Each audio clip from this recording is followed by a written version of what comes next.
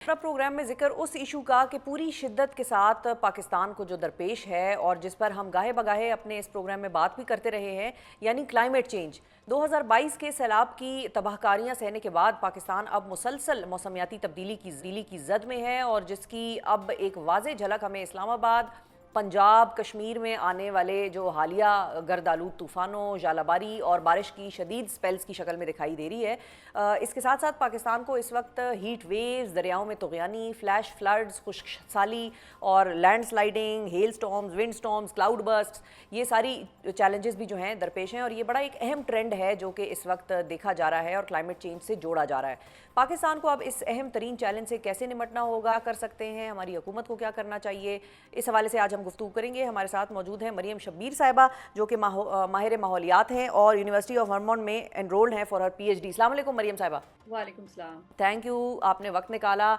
मरियम, जो मैंने 4-5 terminologies use की नाजरीन के लिए, उनके दिल को लगी होंगी, क्योंकि इस वक्त इस्लामाबाद में आज भी एक जो है तूफ़ान आया और उसके बाद भी लोग जो है वो घरों में भागे और एक परेशानी और एक कंसर्न बड़ी ज़्यादा जो है इस वक्त लोग महसूस कर रहे हैं।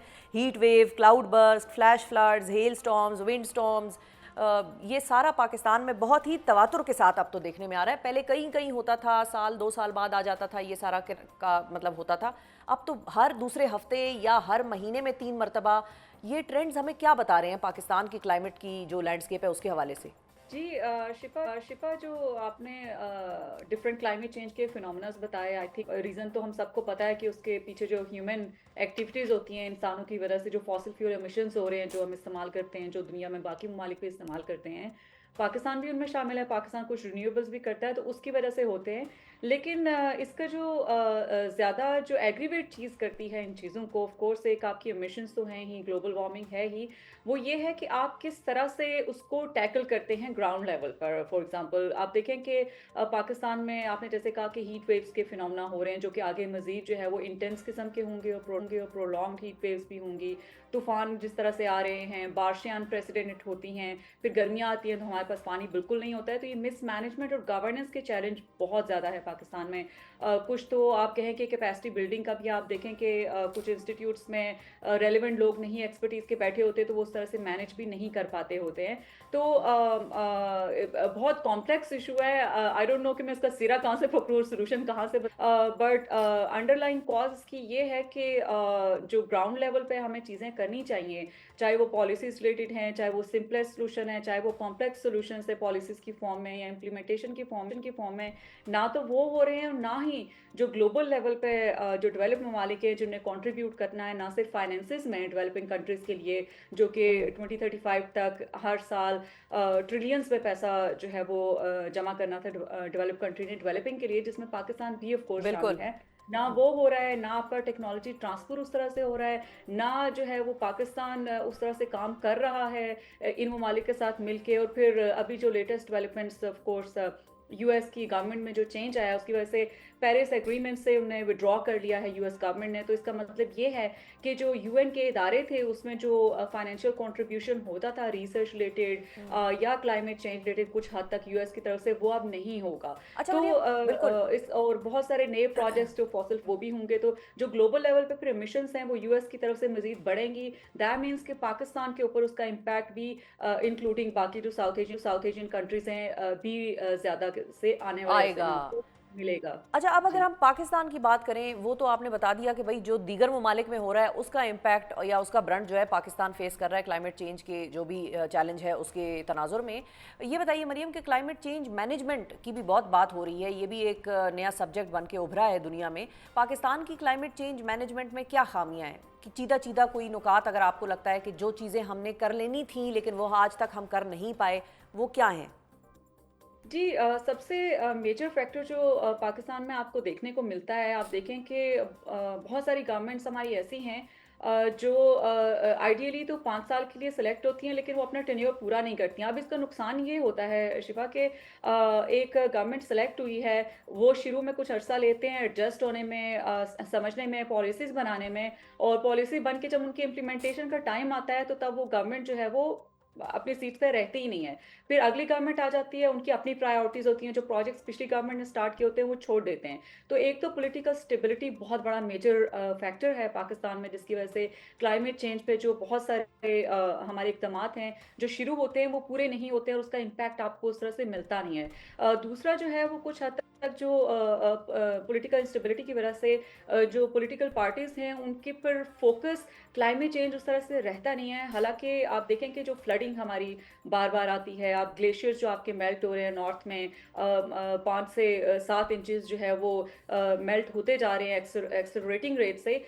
उसकी वजह से जो डिस्प्लेसमेंट हो रही है वहाँ कम्युनिटीज़ की, आप इंडस रिवर का जो इश्यू है हमारा इंडिया के साथ जो हमेशा से होता रहा है, अब जो पॉलिटिकल टेंशन उसके ऊपर भी बनी हुई है। वाटर स्टोरेज रिलेटेड आप देखें कि जो आपके किस तरह के इक़दामात होने चाहिए थे, जो डैम्स की क्लीनिंग और उसके अलावा जो मिनी डैम्स कंस्ट्रक्ट करना या रिन्यूएबल्स की तरफ मूव करना या कम्युनिटीज़ की कैपेसिटी बिल्डिंग करना कि अच्छा पानी अगर बरसात में काफ़ी बारिश हो रही है तो किस तरह से पानी वो कलेक्ट कर सकते हैं, किस तरह से उसको सिंपल तरीकों से साफ सही कर है। सकते हैं, इस तरह का कोई आपको मैकेनिज्म मिलता नहीं है। तो एक कोऑर्डिनेशन का इशू भी आपको नज़र आता है क्रॉस डिफरेंट मिनिस्ट्रीज़, उनके गोल्स बिल्कुल डिफरेंट होते हैं। आप देखें कि जो एनर्जी रिलेटेड आपकी मिनिस्ट्रीज़ हैं, पेट्रोलियम एनर्जी, उनके डिफरेंट आपको गोल्स नज़र आते हैं, वो फॉसिल फ्यूल की तरफ आपको या थोड़ा बहुत रिन्यूएबल की तरफ मूव होते नज़र आते हैं। क्लाइमेट चेंज मिनिस्ट्री की तरफ देखें तो उनका गोल क्लाइमेट चेंज को लेकर होता है कि एमिशन रिड्यूस करनी है। फिर ट्रांसपोर्टेशन के जो डिपार्टमेंट्स होते हैं आप उनको देखें कि उनके अपने कहने का मकसद ये है कि जो मिनिस्ट्रीज़ हैं आपस में वो उनके जो गोल्स हैं वो एक दूसरे को कॉम्प्लीमेंट करने चाहिए, एक दूसरे को सपोर्ट करना चाहिए, लेकिन हकीकत ये है कि वो बिल्कुल ऑपोजिट एक दूसरे से गोल्स बना रहे होते हैं। आप देखें कि सही।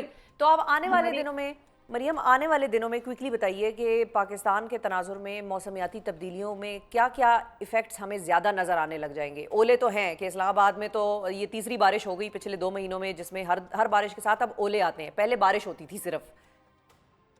जी, बिल्कुल शिफ़ा अभी चूँकि गर्मियाँ आने वाली हैं, आप देखें कि एक तो फ्लडिंग का ख़तरा हमें होता है, जो ग्लेशियर मेल्टिंग आपकी हो रही है, एक फैक्टर वो है। इसके अलावा बरसात में जब ज़्यादा बारिशें होंगी तो इंडिया कहता है कि पानी नहीं देगा, लेकिन उनको खोलना पड़ेगा because they don't have any other option. तो फ्लडिंग के ख़तरे इंडस रिवर के थ्रू जो हमेशा से डिफरेंट इलाकों में सदर्न पंजाब और सिंध के कुछ इलाके होते हैं, वो सैलाब में आते हैं। एक तो वो ख़तरात आपको हैं। इसके अलावा जो हीट वेव्स आपकी हैं, वो आपके ज़्यादा दिनों के लिए और ज़्यादा अरसे के लिए आपकी रहेंगी। आप देखें कि जो स्प्रिंग का सीज़न था वो ना होने के बराबर था और जो ड्यूरेशन था उसमें वो यालाबारी की वजह से बिल्कुल ख़त्म होके रह गया। इसी तरह आप देखें कि हीट वेव्स के फिनोमेना जैसा कि मैंने आपको बताया, अनप्रेसिडेंटेड रेनफॉल, अर्बन फ्लडिंग के फिनोमेना जैसा आपने मेंशन किया, चूँकि हमारे शहरों में हमारी अर्बन प्लानिंग नहीं है, बिल्कुल ना होने के बराबर है। दरख्त नहीं है और दरख्तों की जो रूट्स होती हैं वो आपके पानी को रोकती हैं, बिल्कुल। सैलाब आने से ज़्यादा नुकसान करने से। तो आपके अर्बन फ्लडिंग के काफ़ी ज़्यादा खतरात हैं। एयर क्वालिटी इंडेक्स आपका ख़राब ही रहेगा, क्योंकि कोई बहुत ज़्यादा उसके ऊपर काम पाकिस्तान में उस तरह से हो नहीं रहा है उसकी एयर क्वालिटी को बेहतर करने के लिए, तो वो भी ठीक है। लोगों को एक्सपेक्ट करना चाहिए। तो इसी तरह ये सब चीज़ें आपकी इकोनॉमी और हेल्थ के ऊपर in the long run impact करेंगी। जी। बहुत शुक्रिया अदा करेंगे। मरियम शब्बीर साहिबा नाजरीन हमारे साथ मौजूद थी, अनकरीब डॉक्टर हो जाएंगी और अपनी मुकम्मल कर लेंगी। All the best Mariyam for that. Nazreen जाते जाते बस इतना ही कहूँगी कि हुकूमत कुछ करे ना करे, कोई कुछ करे ना करे, दरख्त लगाइए दरख्त। ये काम आप खुद कर सकते हैं, हम खुद कर सकते हैं, और वो भी आज लगाएंगे तो उसका इम्पैक्ट भी 4-5 साल बाद आएगा, जब वो एक तनावर दरख्त की शक्ल में वो छोटा सा पौधा जो सैपलिंग आप लगाएंगे वो बनकर उभरेगा और निकलेगा ज़मीन से बाहर। तो दरख्त लगाइए, दरख्तों का लगना बहुत ज़रूरी है पाकिस्तान के लिए। और जो कुछ दुनिया में हो रहा है उसको तो शायद हम उस तरह से रोक ना पाएँ, लेकिन अपना हालात तो खुद इंसान के हाथ में होते हैं, हम उसको बेहतर कर सकते हैं। सो प्लांटेशन करें जितनी ज़्यादा हो सके, दरख्तों की कटाई पर आवाज़ उठाएं। जहाँ पर आप कोई गवर्नमेंट का इदारा देखते हैं, कोई प्राइवेट बिल्डर देखते हैं, जहाँ पर आपको लगता है कि भाई यहाँ पर बहुत ज़्यादा दरख्त कटाई की जा रही है, उसके ऊपर आवाज़ उठाइए, अपने डीसी एसी को जाकर बताएं कि भाई फ़लाँ जगह पर फ़लाँ बंदा दरख्त काट रहा है। ये जुर्म है पाकिस्तान के अब कानून के मुताबिक, आप आराम से बड़े दरख्तों को नहीं काट सकते। सो ये आपको पता होना चाहिए। दरख्त उगाइए और अपनी माहौलियात को बेहतर बनाइए।